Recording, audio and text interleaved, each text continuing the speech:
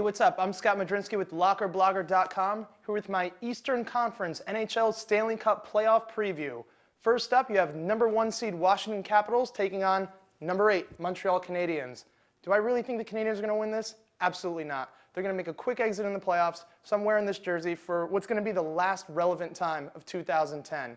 Even though Capitals goalie Jose Theodore is like my old Nintendo Entertainment System, it was awesome for a few years.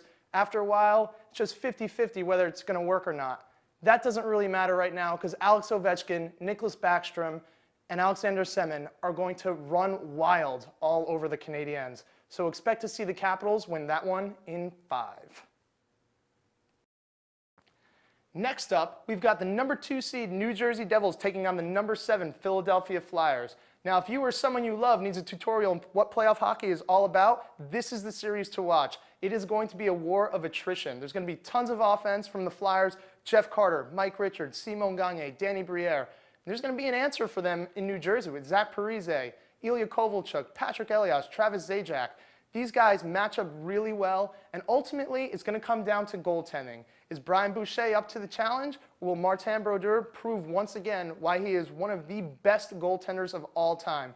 Not to mention, you got to remember, Chris Pronger is out there, and he's a dirty player, bottom line. There's going to be elbows thrown, and there's going to be a lot of vicious hockey being played in this series. Still, I got to think the Devils are going to come out on top, even though that they've lost the season series badly to Philadelphia, losing 5 of the 6 games to the Flyers.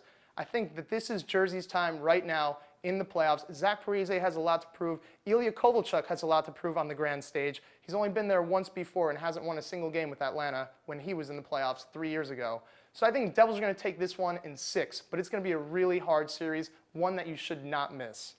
Next up, we've got the Buffalo Sabres and Boston Bruins, 2 Northeast Division rivals going at it here in the 2010 playoffs.